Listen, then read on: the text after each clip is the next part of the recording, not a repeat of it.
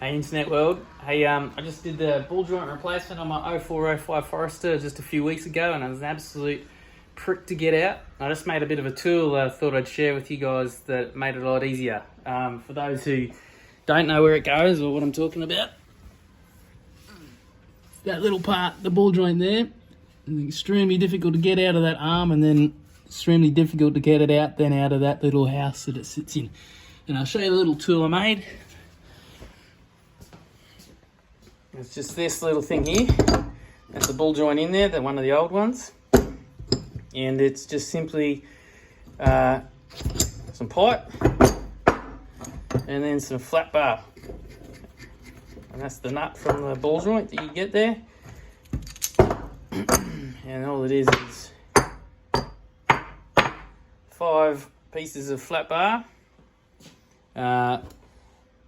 The size is, it's just a 5mm thick, 60 by 60 piece of flat bar. They're all the same size. And then one's got a 20mm hole, another 20mm hole, 16 hole, 13 and a 13. And that's all I needed to get it out. I did have another, what we call a mudguard washer just in case, but it was enough to pull it out. And that just literally, and this is that's a 40mm wide that way, and then it's 45mm inside diameter, but it's a bit tight. You could go a bit bigger, up to 50, it would be fine. And then it's got a 5mm thickness there, and then that just slipped over that snugly.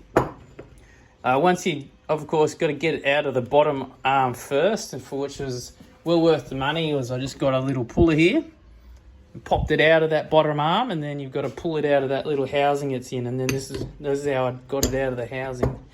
Is that plate goes over there, that one there, that one there, that one there, and you sort of get as many of those on as you can, and then you get at least 4 or 5 probably level with the end here as much as you can. And then I just did it up with the rattle gun or just with your ratchet and socket, and then gave the housing a bit of a whack, bit of lube in there, and then even pry that pinch bolt out part a bit.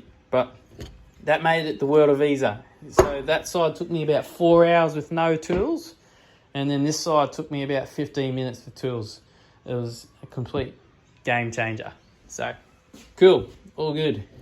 And I thought the other side, I did the rookie mistake of hitting this end while it was in the housing, and that was part of the reason why it took so long.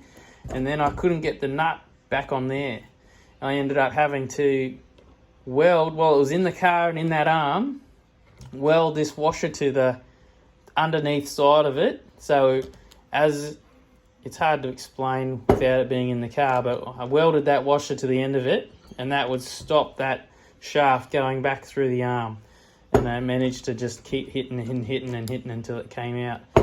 So that was an absolute nightmare. And then having the washer there lets you sort of grind flush with the bottom of the washer, and then it just punches out easy enough.